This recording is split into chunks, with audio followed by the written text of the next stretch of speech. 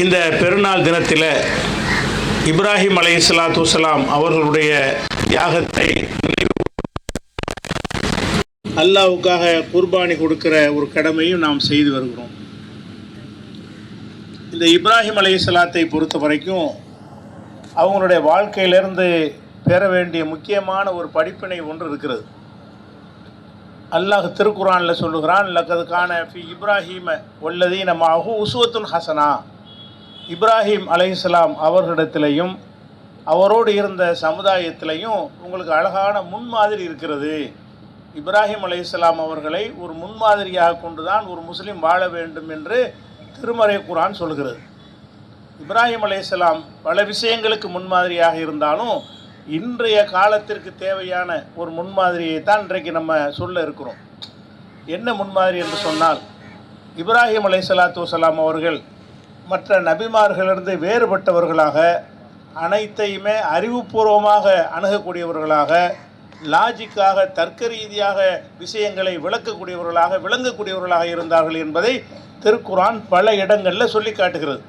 எந்த அளவுக்கு சொல்லி காட்டுகிறது என்று சொன்னால், இப்ராஹிம் அலைஹிஸ்ஸலாத்து வஸ்ஸலாம் அவர்கள் அந்த மக்கள்கிட்ட இறைவனை நேரடியாக எடுத்தெடுப்பில் சொல்லாமல் நட்சத்திரத்தை பார்த்து இதான் இறைவன்கிறாங்க. நட்சத்திரம் இறைவன் கிடையாது. ஆனால் இவர்கள் எதை இறைவன் என்று வணங்குகிறார்களோ அதை விட கொஞ்சம் நட்சத்திரம் பரவாயில்லை என்ற அடிப்படையில் மக்களுக்கு நட்சத்திரத்தை கடவுளுங்கிறாங்க. நட்சத்திரம், இது குர்ஆனில் உள்ள செய்தி. நட்சத்திரம் மறைந்த உடனே மறையக்கூடியது கடவுளாக இருக்க முடியாது அப்படின்னு சொல்லி இந்த மக்களை ஒரு படி மேலே கொண்டு வர்றாங்க. அப்புறமேலே நிலவை பார்த்து விட்டு, சந்திரனை பார்த்து விட்டு, ஹாதா ரப்பி, இதுதான் என்னுடைய இறைவன், அதை நீங்கள் வணங்குகிற நீங்களாக உருவாக்கி கொண்ட தெய்வங்களை விட இது பரவாயில்லை என்ற அடிப்படையில் என்ன செய்கிறாங்கன்னா, நிலவு சந்திரன் தான் கடவுள் என்று சொல்கிறார்கள். சந்திரனும் மறைந்த பிறகு மறையக்கூடியது எப்படி கடவுளாக இருக்க முடியும்? நம்மளை எல்லா நேரத்துலையும் கண்காணிக்கக்கூடியது தானே கடவுளாக இருக்க முடியும் அப்படின்னு சொல்லிட்டு அதுவும் கடவுள் இல்லை அப்படின்னு அந்த மக்களை அடுத்த படிக்கு மேலே கொண்டு வர்றாங்க. அதுக்கப்புறம் என்ன செய்கிறாங்கன்னா, சூரியனை பார்த்து இதுதான் கடவுள், அந்த மக்களை சிந்திக்க வைக்கிறாங்க. நீங்கள் எதை கடவுள்னு சொல்கிறீங்களோ அதை விட எவ்வளோ பெட்டராக இருக்கிறது, இதில் ஒரு வெளிச்சம் இருக்கிறது, பெருசாக இருக்கிறது, அது அக்பரும் ரொம்ப பெருசாக இருக்கிறதுன்னு சொல்லி அதை கடவுள்னு சொல்கிறாங்க. அப்புறம் அது அந்த நிலையிலேருந்து மக்களை மாற்றி என்ன செய்கிறாங்கன்னா, அதுவும் மறைஞ்சு போச்சு, 24 மணி நேரம் இருக்கிறது இல்லை, அதனால் அது மறையக்கூடியதை நான் ஏற்றுக்கிற மாட்டேன்னு சொல்லிட்டு, இன்னி வஜ்ஜஹுத்து வஜ்ஹிய லில்லதி ஃபத்தர ஸமாவாத்தி வல் அர்த ஹனீஃபன் முஸ்லிமன் வமா அன மினல் முஷ்ரிகீன். அந்த அகில உலகத்தையும் படைத்து பரிபாலிக்கிற ஒரே இறைவனாகிய அல்லாஹ்வை நோக்கி நான் திரும்பி விட்டேன், அவன்தான் கடவுள். இந்த ஒரு கடவுளை சொல்வதற்கு படிப்படியாக அந்த மக்களை மேலே கொண்டு வந்து ஒரு இறைவன் தான் என்பதை அவர்கள் புரிய வைக்கிறார்கள். இப்படி அனைத்தையுமே அறிவுபூர்வமாக தர்க்க ரீதியாக விளக்கக்கூடியவர்களாக இப்ராஹிம் அலைஹிஸ்ஸலாம் அவர்கள் இருந்தார்கள். இன்றைக்கு நம்ம வாழக்கூடிய இந்த காலத்தில் இந்த தர்க்க ரீதியாக விஷயங்களை அலசி ஆராய்ந்து விளங்கக்கூடிய ஒரு தன்மை எடுபட்ட காலத்தில் வாழ்ந்து கொண்டிருக்கிறோம். இப்போ நம்ம வாழக்கூடிய இந்த காலம் இருக்கிறத, இது எப்படிப்பட்ட காலமாக இருக்கிறது? ஒரு காலம் இருந்தது, அந்த காலத்தில் எல்லாம் ஒரு 10 வருஷம் 5 வருஷத்துக்கு முன்னாடி எடுத்துக்கொண்டால் கூட இளைஞர்கள் ரொம்ப தெளிவாக இருப்பார்கள். முதியவர்கள் எங்கள் அப்பா சொன்னான் பாட்டன் சொன்னான்னு இருப்பாங்க. இளைஞர்கள் வழியாக அவங்களுக்கு சத்தியத்தை சொல்லும் பொழுது கடுமையான எதிர்ப்புகளை சந்தித்து பிறகுதான் ஏற்றுக்கொள்வார்கள் என்ற நிலைமை ஒரு காலத்தில் இருந்தது. இன்றைக்கு என்ன நிலைமை என்று சொன்னால், விவரம் உள்ளவர்கள், முதியவர்கள், நடுத்தர வயசில் உள்ளவர்கள்லாம் தெளிவாக இருக்கிறார்கள். இளைஞராக இருக்கக்கூடியவர்கள் என்ன செய்கிறாங்கன்னா, சிந்தனையற்றவர்களாக எதையுமே ஒரு ஆராய்ந்து நம்பாமல் எடுத்தெடுப்பில் சொல்லக்கூடிய செய்திகளை நம்பக்கூடிய நிலைக்கு ஆளாகி இருக்கிறார்கள். இந்த 2, 3, 5 ஆண்டுகளாக இந்த நவீனமான சாதனங்கள், தொலைத்தொடர்பு சாதனங்கள், சமூக ஊடகங்கள் வந்ததற்கு பிறகு அவர்கள் எதையுமே ஆய்வு செய்வது கிடையாது. ஒரு மனிதனை பற்றி இவன் திருடன் என்ற அவனை படத்தை போட்டு விட்டோம்னு சொன்னால் லட்சம் பேர் திருடன் வாங்க. எங்கே திருடுனா, எப்போ திருடுனா, அதுக்கு என்ன, அதெல்லாம் கிடையாது. திருடன். அப்போ இவன் மனசில் என்ன உட்காந்துறேன், அவன் திருடன்னு கருத்து உண்டாயிரும். இது சிந்திக்கிற முறை இல்லை. ஆனால் இப்படித்தான் மக்கள் இருக்கிறார்கள். இந்த ஆண்டில், இந்த 5 ஆண்டுகளில் வாழக்கூடிய ஜெனரேஷன் எப்படி இருக்குன்னு கேட்டால், எதையாவது பரப்பி விட்டான்னு சொன்னால் அது அப்படி நம்பக்கூடியவர்களாக இருக்கிறார்கள். அதற்கு உதாரணமாக சொல்வதாக இருந்தால், இந்த கரப்பான் பூச்சி ஜனதா பார்ட்டின்னு ஒன்று ஆரம்பிச்சிருக்கிறாங்க. கரப்பான் பூச்சி ஜனதா கட்சின்னு ஒரு கட்சி ஆரம்பிச்சிருக்கிறாங்க. இது எப்படி ஆரம்பிக்கிறான்னு கேட்டால், சுப்ரீம் கோர்ட்டு தலைமை நீதிபதி வேலை இல்லாத இளைஞர்களை பற்றி நீதிமன்றத்தில் சொல்லும் பொழுது, இவர்கள்லாம் கரப்பான் பூச்சி, வேலை இல்லாமல் உட்காந்துட்டு இதாக நோண்டிக்கிட்டு இருக்கிறாங்க என்று ஒரு வார்த்தையை பயன்படுத்திட்டார். இதை வைத்து கொண்டு வெளிநாட்டில் இருந்து கொண்டு ஒருத்தன், இந்தியாவை சேர்ந்தவன் தான், வெளிநாட்டில் இருந்து கொண்டு ஒருத்தன் என்ன செய்கிறான்னு கேட்டால், அந்த கரப்பான் பூச்சி ஜனதா பார்ட்டின்னு ஒரு கட்சி ஆரம்பிக்கிறான். இதில் ஆரம்பிக்கிறான், இணையதளத்தின் மூலமாக ஆரம்பிக்கிறான். ஆரம்பித்த உடனே அதனுடைய ஃபாலோயர்ஸ் இப்போ எவ்வளோ இருக்கிறாங்கன்னு கேட்டால் 2.5 கோடி பேர். இந்த 5-6 நாளில் 5-6 நாள் தான் ஆரம்பிச்சிருக்கிறது. பாரதிய ஜனதா கட்சிக்கு கூட 80 லட்சம் பேர் தான் இருக்கிறான் ஃபாலோயர்ஸ். அதனுடைய கணக்கில் எடுத்து பார்த்தீங்கன்னா 80 லட்சம் பேர் இருக்கிறான். இந்த கரப்பாம்பூச்சிக்கு வந்து 2.5 கோடி பேர் இன்றைக்கி வரைக்கும். இப்போ நான் சொல்லிக்கிட்டு இருக்கும்போது அதிகமாக அதிகரிச்சிருக்கலாம். அப்போ 2.5 கோடி பேர் என்ன செய்கிறான்னு கேட்டால், அதை கரப்பாம்பூச்சி ஜனதா பார்ட்டின்னு அதை லைக் பண்ணுறான். அது என்ன அவன் கொள்கை, அவன் யார், அவன் கொள்கை என்ன, அவன் என்ன செய்ய போகிறான், ஏதோ அவனுடைய திட்டம் உண்மை கிடையாது. ஊழல் ஒழிக்க போகிறேன், அனைவருக்கும் வேலை இப்படின்னு ஒன்று ஆரம்பிக்கிறான். அவன் யாருன்னு தெரியாது, என்னன்னு தெரியாது, என்ன செய்ய போகிறான்னு தெரியாது. இந்த கரப்பாம்பூச்சி கரப்பாம்பூச்சி கரப்பாம்பூச்சின்னு எல்லாருடைய இன்ஸ்டாவிலையும் வந்த உடனே அவன் லைக் பண்ணுகிறான், அவன் மெம்பராக சேர்றான், அவன் போய் சேர்ந்துக்கிற காட்சியை பார்க்குறோம். அப்போ இது இந்த மாதிரி கூறுகட்ட ஒரு தன்மையில் இருக்கக்கூடிய ஒரு சாதனங்கள் வந்துட்ட காரணத்தினால இளைஞர்கள் விவரமற்றவர்களாக இருக்கிறாங்க. முதியவர்கள் நடுத்தர வர்க்கத்தில் உள்ளவங்களாம் இன்றைக்கி தெளிவாக இருக்கிறார்கள். யாருக்கு தெளிவு இருக்குமோ, யாரை வச்சு நம்ம சத்தியத்தை ஒரு காலத்தில் எடுத்து சொன்னோமோ அந்த பருவத்தில் உள்ளவர்கள் என்ன செய்கிறாங்கன்னு கேட்டால், இந்த மாதிரி சின்ன சின்ன வார்த்தைகளை போட்டு ஒரு கருத்தை பரப்பி விட்டோன்னு சொன்னால், இவர் தான் தலைவர் அப்படின்னு ஒருத்தனை பற்றி பரப்புனீங்கன்னு வைங்க, அதை வந்து 1,00,000 பேர் போடுவான். அந்த 1,00,000 பேர் போட்டு 2,00,000 பேர் லைக் பண்ணுவான், ஷேர் பண்ணுவான், மனசில் உட்காந்துரும், இவர் தான் நம்மளை காப்பாற்ற வந்த ரட்சகர்னு உண்டாயிரும். இந்த மாதிரியான கருத்துருவாக்கத்துக்கு அடையாளமாகத்தான் இன்றைக்கு பல வருடங்களாக பெரும் பல பணங்களை செலவழித்து பிஜேபியால் ஒரு 80 லட்சம் பேரை சேர்க்க முடிந்திருக்கிறது. ஒரு செலவும் இல்லாமல் சும்மா இன்ஸ்டாவில் போட்டதன் மூலமாக மாத்திரம் 2.5 கோடி பேர் அதில் உறுப்பினராக சேர்ந்துருக்காங்க. அவன் நாளைக்கு ஆட்சியை அப்படி இங்கே மட்டும் இல்லை, பல நாடுகளில், நேபாளம் போன்ற நாடுகளில் எல்லாம் யார் எவருன்னு தெரியாது. ஏதாவது ஊழலை ஒழிக்க போகிறோன்னு ஒன்று போட்டுவிடுவாங்க. இவன் யார், எப்படி ஒழிக்க போகிறான், இவன் திட்டம் என்ன, இதுக்கு வந்து என்ன செஞ்சு, அவன் அதெல்லாம் பார்க்க மாட்டாங்க. இதை கேட்டுக்கொண்டு இளைஞர்களாக திரண்டு போய் நேபாளத்தில் உள்ள அரசாங்கத்தை கவுத்து விட்டுப்பாங்க. நேபாளத்தினுடைய பிரதமரே அவர் நல்ல மனுஷன் வந்தாலும் அவரை நாட்டை விட்டு ஓடுற அளவுக்கு ஆக்கிவிட்டு அதுக்கப்புறம் என்ன செஞ்சாங்க, ஒரு புது ஆட்சியை கொண்டு வந்தாங்க. அது முந்தி இருந்ததை விட கேடு கெட்டதாக இருந்தது. ஏன்னு கேட்டால் சிந்திக்கணும். எந்த ஒரு செய்தி உங்களுக்கு சொல்லப்பட்டாலும் இவன் நல்லவன் என்று சொல்லப்பட்டால் எதனால் நல்லவன், எதை வச்சு அவன் நல்லவன் சொல்கிற, சிந்திக்கணுமா இல்லையா? இவன் கெட்டவன் ஒருத்தனை சொல்வதாக இருந்தால் எதனால் கெட்டவன்கிற, அதுக்குள்ள ஆதாரம் என்ன? அப்படி சிந்திக்காமல் சும்மா ட்ரெண்டிங்கில் சில வார்த்தைகள், அந்த வார்த்தையே போதுமாக இருக்குது. கரப்பான் பூச்சின்னு சொல்லிட்டார்ல, அதை வச்சுக்கிட்டு உங்களை எல்லாம் கரப்பான் பூச்சிக்கிறான், அதனால் நம்ம கரப்பான் பூச்சி கட்சின்ற உடனே அது மட்டுமே உனக்கு போதுமானதாக இருக்கிறது. நீதிபதி சொன்னார், அது கண்டிக்கத்தக்க ஒரு வார்த்தைன்னு சொல்லிட்டு போகிற ஒரு விஷயத்தை அதுவே நாட்டை ஆட்சியை கொடுப்பதற்கு உரியதாக மாறுகிறது. இந்த கரப்பான் பூச்சிகள் வந்து நாளைக்கு ஆட்சியை கைப்பற்றுறதுலையும் சந்தேகமே இல்லை, அப்படி பண்ணுவார்கள் என்று கணிக்கிறார்கள். இந்த கரப்பான் பூச்சி அடுத்த எலெக்ஷன் வந்துச்சுன்னு சொன்னால் இந்த கரப்பான் பூச்சியிலேருந்து அறிவிப்பான், நாங்கள் போட்டியிட போகிறோம், எங்களுக்கு சின்ன இதான்னு சொல்லுவான். அவன் போய் ஓட்டு போட்டு வந்துடுவான். அப்போ என்னோட கரப்பான் பூச்சிங்கிறவன் யார், அவன் என்ன செய்வான், அவனுடைய திறமை என்ன, இதுக்கு முந்தைய என்ன சமுதாயத்துக்கு செஞ்சு இருக்கிறான், இவன் எப்படி அதை ஒழிப்பேன் இதை ஒழிப்பேங்கிறான், எப்படி ஒழிப்பான், அதெல்லாம் தேவை கிடையாது. அந்த வார்த்தைகள் மக்கள் உள்ளத்தில் பதிஞ்ச உடனே அதுதான் வாழ்க்கையை நினைக்கிறாங்க. அப்போ இப்ராஹிம் நபியில் வழியில் வந்த ஒரு சமுதாயம் எப்படி சிந்திக்கணும், எந்த விஷயத்தை சொன்னாலும் அந்த ஒத்த வரியிலேயே பிடித்து கொண்டு நிற்கவே கூடாது. இது அரசியலுக்கு மாத்திரம் நான் சொல்லவில்லை, மார்க்க விஷயங்களும் ரீல்ஸ் ஆகிவிட்டது. மார்க்க விஷயங்களை இன்ஸ்டாவில் படிக்கிறான். மார்க்க விஷயத்தில் ஒரு விஷயம் கூடுமா கூடாதா என்றால் ஒரு வரி தான் போடுவாங்க, அதை தூக்கி பிடிச்சிக்கிட்டு லட்சம் கோடின்னு பரவி விட்டோன்னே அது சரின்னு நினைக்கிறான். இது சொல்கிறான், இதுக்கு என்ன ஆதாரம், இப்படி மார்க்கத்தில் இருக்குதா, காலையில் ஒரு தஸ்பீக செய்யுங்கன்னு ஒரு புதுசாக உண்டாக்கி ஒரு தஸ்பீகை வந்து இன்ஸ்டாவில் போட்டு வைங்க, அது கோடிக்கணக்கான பேர் போய் நான் அதை தஸ்பீக செஞ்சுட்டு இருப்பாங்க.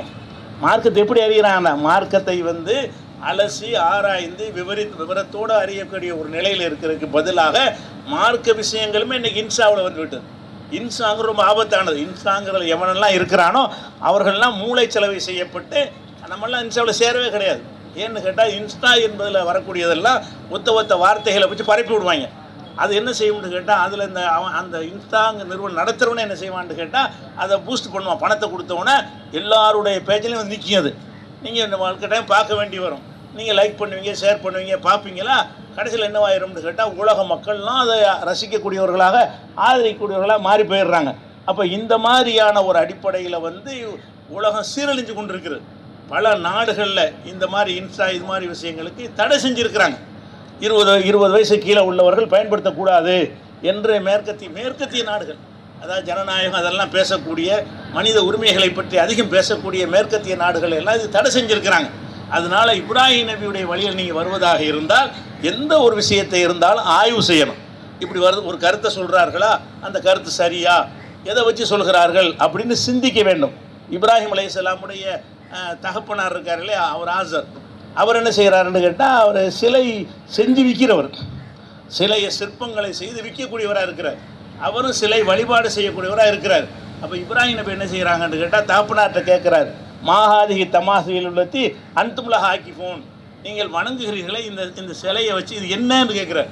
அவங்க கடவுள்னு சொல்கிறாங்க. இது என்னப்பா இது, நீங்கள் பேசினா அது கேட்குமா, நீங்கள் அழைச்சா பதில் தருமா, நீங்களாக தானே செஞ்சுக்கிட்டீங்க, நீங்களாக செஞ்ச ஒன்றை நீங்கள் எப்படி வணங்குறீங்க என்று கேட்டு சிந்திக்க தூண்டியவர் இப்ராஹிம் அலைஹிஸ்ஸலாம். தகப்பனாருக்கு பாடம் சொன்னவர். அப்போ இளம் பருவத்தில் உள்ளவர்கள் தான் சரியாக சிந்திப்பார்கள் என்பதற்கு ஒரு எடுத்துக்காட்டாக இருந்தவர் இப்ராஹிம் அலைஹிஸ்ஸலாம்.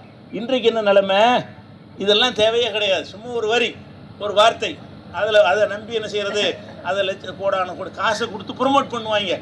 ஒவ்வொருத்தன் என்ன செய்வாங்கன்னா ஆயிரக்கணக்கான கல் ஐடி, ஃபேக் ஐடிகளை வைத்துக்கொண்டு அதிலேருந்து லைக் பண்ணுவாங்க, அதிலேருந்து ஷேர் பண்ணுவாங்க. அப்போ என்ன கருத்து உருவாயிரும்னு கேட்டால், உலகமே இதை தான் ஏற்றுக்கிட்டாங்கன்னு ஆக்கிடுவாங்க. இந்த ஒரே ஒருத்தன் ஒரு கருத்தை திணிக்கிறான், அது உலகத்தினுடைய கருத்து அதுன்ற அளவுக்கு அவனால் செய்ய முடியும்.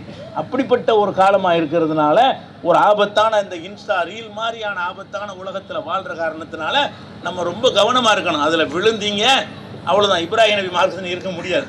கூறுகட்டத்தனமாக சிந்திக்காமல் மடத்தனமாக நம்பக்கூடியவர்களாக நீங்கள் மாறிவிடுவீர்கள். அப்படி மாறக்கூடாது என்று சொன்னால், அந்த காலத்தில் நம்ம மார்க்க விஷயத்தை சொல்வதாக இருந்தால் 1 மணி நேரம், அரை மணி நேரம், 2 மணி நேரம் ஒரு கேள்விக்கு பதில் சொல்லுவோம். ஏன்னு கேட்டால், இதுக்கு என்ன ஆதாரம், எதிரிகள் என்ன சொல்கிறாங்க, அதுக்கு என்ன பதில், இப்படியெல்லாம் சிந்தித்து விளங்கின ஒரு சமுதாயமாக இருந்தது. இன்றைக்கி எப்படி ஆயிடுச்சுன்னு சொன்னால், எல்லாம் ஒரு வரியில் இது கூடும், இது கூடாது, எஸ் நோ அப்படிங்கிற இடையில் சொல்கிறாங்க. அதை என்ன செய்யறாங்கன்னா பரப்பி விட்றா, உலகமே அதை சரிகான்ற அளவுக்கு இந்த கருத்தெல்லாம் இருக்கிறாங்கங்கிற அளவுக்கு பரப்பிடுறாங்க. அப்போ நம்ம இந்த வாழ்கிற காலம், இப்போ சமீப காலம், இந்த 2, 3, 4 ஆண்டுகள் நம்முடைய மூளையெல்லாம் மழுங்கடிக்க செஞ்சு இளைஞர்கள் சிந்திக்கவே மாட்டேங்கிறான். ஒரு கரப்பாம்பூச்சிக்கு வந்த மாதிரி நேபாளத்தில் தான் பண்ணாங்க, இலங்கையில் அப்படி தான் திரண்டு செஞ்சாங்க, இப்படி பல நாடுகளில், பங்களாதேஷில் இதே மாதிரி தான் இந்த மாதிரி 2 ரீல்ஸை போட்டு விட்டாங்க. போட்டு விட்டுன கோடிக்கணக்கில் லட்சக்கணக்கில் திருப்பி பண்ண உடனே பங்களாதேஷ் அதிபரை விரட்டி விட்டு அந்த அம்மா இங்கே தஞ்சம் அடைஞ்சிருக்கு. என்னடா இதெல்லாம் யாரா மக்கள் புரட்சி? என்ன மக்கள் புரட்சி கிடையாது, எல்லாம் இந்த அரட்டிக்கேட் இருக்காங்க இல்லை, இந்த அரட்டிக்கேட்டுடைய ஆட்கள் தான் என்ன செய்கிறான், இதை பரப்பி விட்டு ஒரு அறிவிப்பு செஞ்சோன்னு ஒரு இடத்துல சேர்ந்துருவாங்க. அனைவரும் இந்த இடத்துல கூட சொல்கிறான், இவன் யார், இவனுடைய அடிப்படை என்ன, இவன் நம்மளை கூப்பிட்றதுக்கு என்ன தகுதி உள்ளவன், அதெல்லாம் கிடையாது. அந்த இன்சாவில் சேர்ந்துட்டீங்கன்னா அவன் உங்களை வழி நடத்தக்கூடிய தலைவன் ஆயிடுவான். மூளை கண்ட்ரோலில் எடுத்துக்கிடுவான். உங்கள் மூளை அவன் கண்ட்ரோலில் போயிடும். யார்? இளம் பருவத்து பிள்ளைகள். அப்போ இளம் பருவத்து பிள்ளைகள் அந்த மாதிரி இழுத்து விட்டு அனைவரும் இந்த இடத்த ரயில்வே ஸ்டேஷனை கொடுத்தணுமான்னு போடுவாங்க. போட்டுனா போய் நிற்பாங்க லட்சக்கணக்கான பேர். யாரா கூட்டினா என்னடா பெரிய பெரிய தலைவர்கள்லாம் சேர்ந்தால் கூட கூட்ட முடியாது. பெரிய பெரிய மாநாடு போட்டு போஸ்டர் அடித்து விளம்பரம் பண்ணி டிவியில் அதெல்லாம் நடக்காது. ஒரு செகண்டு தான், ஒரு செகண்டில் போடுவான், 5 கோடி பேருக்கு அந்த செய்தி போயிடும். 5 கோடி பேரில் 1 கோடி பேர் நிற்பான். போலீஸுக்கும் பயப்பட மாட்டான், எதுக்கும் பயப்பட மாட்டான். அப்போ இந்த மாதிரி ஒரு கூறுகட்ட ஒரு கும்பலை உருவாக்கி கொண்டிருக்கிறார் உலகம் முழுவதும். இங்கே மாத்திரமல்ல, உலகம் முழுவதுமே இதே மாதிரியான ஒரு நிலைமை ஏற்பட்டிருக்கிறது. ஆபத்தான போக்கை நோக்கி இளைய சமுதாயம் சென்று கொண்டிருக்கிறது. அதுக்கு அடிப்படை என்ன காரணம்? இளைய சமுதாயம் சிந்திக்க தவறுகிறது. இளைய சமுதாயம்னா விவரமாக கேள்வி கேட்பாங்க. ஒரு காலத்துல எல்லாம் இதே மாதிரி போணுச்சுன்னு வைங்க, ஆக கழிபட்ட ஒரு சமுதாயமாக அந்த சமுதாயம் மாறி போயிடும். எதையும் சிந்திக்க தேவையில்லை. எவனாச்சும் ஒன்று சொல்லிவிட்டால் அனைவரும் அதை ஏற்றுக்கொண்டார்கள்னு சொன்னால் இவனை ஏற்றுக்கிறான். அதான் கரெக்டுன்னு நினைக்கிறான். அதான் சரியான நிலைப்பாடு, சரியான கொள்கை, சரியான தலைவன், இப்படி தேர்ந்தெடுக்கக்கூடிய நிலைமை ஆபத்தான நிலைமையில் இருக்கிறது. அப்போ நம்ம இப்ராஹிம் நபியுடைய அடிப்படையில் பெருநாள் கொண்டாடக்கூடிய நாம, இப்ராஹிம் அலைஹிஸ்ஸலாம் எவ்வளோ ஷார்ப்பாக இருந்தார், எவ்வளோ விவரமாக இருந்தார், எந்தளவுக்கு விவரமாக இருந்தார்னு கேட்டால், அந்த சிலைகள் எல்லாம் அவர் சமுதாயத்தை சேர்ந்த சிலையெல்லாம் உடைச்சி போட்டுறாரு. உடைச்ச உடனே யாரா உடைச்சேன்னு கேட்குறாங்க. மண்பாலஹாதா பியாலிகத்தனா, நம்முடைய கடவுளை இந்த நிலைக்கு ஆளாக்குனது யாருன்னு கேட்குறாங்க. அவர் என்ன சொல்கிறாருன்னு கேட்டால், இப்ராஹிம் அலைஹிஸ்ஸலாத்தை கூப்பிட்டு நீ தானான்னு கேட்டவுடனே, இல்லை நான் இல்லை, அந்த பெரிய சிலை தான் மற்றெல்லாம் உடைச்சி பிடிச்சிங்கிறாரு. அவங்க என்ன செய்கிறாங்க, அது சிலை எப்படிப்பா உடைக்கும், அதுக்கு சக்தி இல்லை, அதை தானே இவ்வளோ நாளும் சொல்லிகிட்டு இருக்கிறேன், சிலை எவ்வளோ. இப்போ என்ன செய்கிற, சிலைகள் உடைச்சின்னு சொன்ன பெரிய சிலையை விட்டுட்டு சின்ன சிலைலாம் உடைச்சி விட்டார். பெரிய சிலை தான் அப்படியே உடைச்சின்னு மக்கள்கிட்ட சொல்கிறார். மக்கள்லாம் கேட்குறாங்க, இப்ராஹிம் உனக்கு தெரியாதா, இந்த சிலை பேசாதுன்னு உனக்கு தெரியாதாமா, லக்கத் அலிம்தமா ஹவுலா என்துக்கும், இந்த சிலைகள் பேசாதுன்னு உனக்கு தெரியாதான்னு கேட்குறாங்க. உஃபில்லக்கும் ஒலிமா தாபுதோனம் எந்தூன் இல்லை, உங்களுக்கு நாசம் உண்டாகட்டும். இதைத்தாட நான் சொல்லிக்கிட்டு இருக்கிறேன், பேசாதுன்னு இப்போ சொல்கிறீங்களே, பேசாதுன்னு சொல்லிட்டு எனக்கு கடவுளுங்கிறீங்க என்றவர் கேட்டார்ல. இப்படி எல்லா விவரத்திலையும் ஷார்ப்பாக விவரமாக சிந்தித்து இருந்த ஒரு சமுதாயத்தை இப்ராஹிம் அலைஹிஸ்ஸலாம் உருவாக்கினார்கள். அவர்களிடத்தில் உங்களுக்கு அழகான முன்மாதிரி இருப்பதாக அல்லாஹ் சொல்கிறான். நாம் என்ன பண்ணுறோம்? கூறுகட்டத்தனமாக சிந்திக்காமல், அதாவது இளைஞர்கள் பெரியவர்கள் இளைஞர்களுக்கு பாடம் சொல்கிற அளவுக்கு இருக்குது, நடுத்தரவர்க்கும் தெளிவாக இருக்கிறது, முதியவர்கள் தெளிவாக இருக்கிறார்கள். இன்றைய காலத்தில் யார் கூறுகட்டு இருக்கிறார்கள்னா யார் விவரமாக இருப்பார்களோ, ஒரு 5 வருஷத்துக்கு முன்னாடி எல்லாம் இளைஞர்கள் தெளிவாக இருப்பாங்க. இளைஞர்கள் தான் வாப்பாவுக்கு பாடம் சொல்லுவாங்க, இளைஞர்கள் தான் மாமாவுக்கு பாடம் சொல்லுவாங்க, இளைஞர்கள் தான் தாய் தந்தைக்கு போய் சத்தியத்தை சொல்லுவாங்க என்று இந்த நிலைமை மாறி அவங்கெல்லாம் மார்க்கத்தை அறிந்து தெளிவாக இருக்கக்கூடிய ஒரு நேரத்தில் இங்கே இப்போ இவன் இப்படி இருக்கிறான், ஒன்றுமே கிடையாது, எந்த அறிவும் இல்லாமல், எந்த நாலேஜ் பைத்தியம் முடிச்ச மாதிரி அப்படி இருக்கிறான்.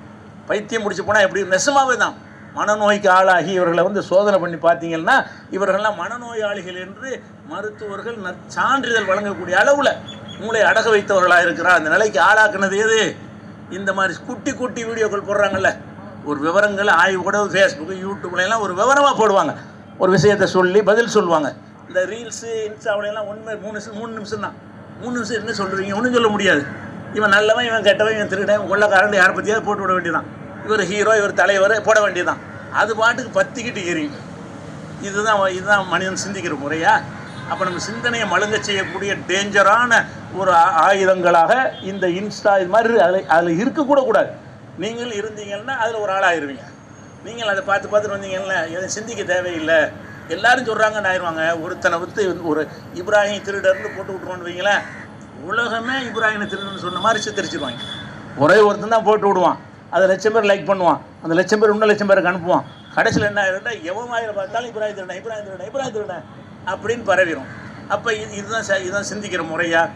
இப்படி தான் சிந்திக்கிறாங்களா? இல்லை, உலகம் முழுவதும் இந்த மாதிரியான கூட்டம், கிறுக்கு கூட்டம் கிளம்பி இருக்கிறது. அது அந்த ஒரு ஆபத்து எது?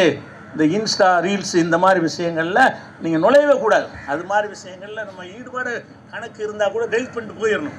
அதில் நீங்கள் ஈடுபட்டீங்கன்னு சொன்னால் இளைஞர்களாக இருந்தாலும் சரி, பெரியவர்களாக இருந்தாலும் சரி, அதெல்லாம் கடத்தி விட்டு போய் விவரத்தோடு சொல்கிறானா, இதுக்கு ஆதாரம் இந்த இருக்குது, ஆதாரம் அந்த ஆதாரத்துக்கு பதில் இந்த இருக்குது அப்படின்னு சொல்கிற செய்திகளைத்தான் நீங்கள் பார்க்கணுமே தவிர குருட்டாம்போக்கில் இப்படி பரப்பக்கூடிய செய்திகளை பார்க்கவே கூடாது. பார்த்தால் உங்களுடைய சிந்தனை மழுங்கும் அப்படின்னு சொல்லி மேற்கத்திய உலகத்தில் உள்ளவர்களை இதையெல்லாம் பார்த்து விட்டு இந்த முடிவுக்கு வர்றாங்க. யார்?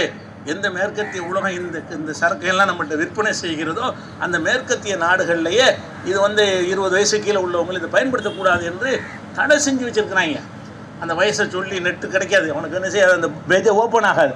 அப்படி இந்த இத்தாலி போன்ற பல நாடுகளில் தடை செய்து வைத்திருக்கிறார். அதனால் இன்றைக்கு பெருநாள் தினத்தில் நம்ம பெற வேண்டிய ஒரு பாடம், நம்ம அறிவாளிகள் சமுதாயமாக இருக்கணும், இளைய சமுதாயம் சிந்திக்கிற சமுதாயமாக இருக்கணும், சின்ன சின்ன சொற்களை வைத்து கருத்தை முடிவு செய்கிற சமுதாயமாக இருக்கக்கூடாது, ஆறாயிர மக்களாக இருக்க வேண்டும். அப்படி இருந்தால் மாத்திரம்தான் நாம் இப்ராஹிம் நபி அழகான முன்மாதிரியாக எடுத்துக்கொண்டோம்னாவும்.